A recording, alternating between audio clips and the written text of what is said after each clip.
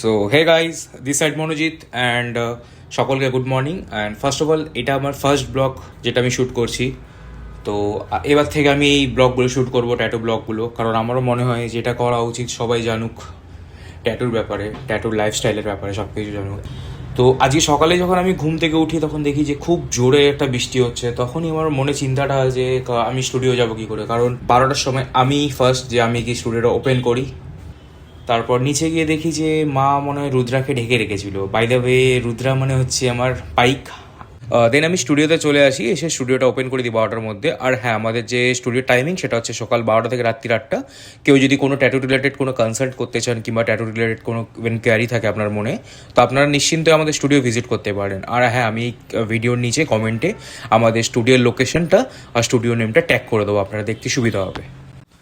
দেন একজন ক্লায়েন্ট আসেন যার আগে থেকে অ্যাপয়েন্টমেন্ট করা ছিল আমাদের সাথে।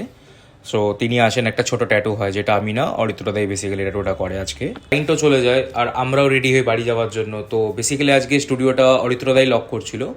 আর হ্যাঁ, আপনাদেরকে এটাই বলার যে যদি অ্যাজ আ ফিউচার আপনারা এরকম ব্লগ আরও দেখতে চান ট্যাটু আর্টিস্টদের লাইফের ব্যাপারে, ট্যাটু আর্টিস্টরা কী করে স্টুডিওতে আর কেমনভাবে ট্যাটু আমরা করি, তো এই ব্লগগুলো যদি আপনারা দেখতে চান তো প্লিজ কমেন্ট করবেন একবার।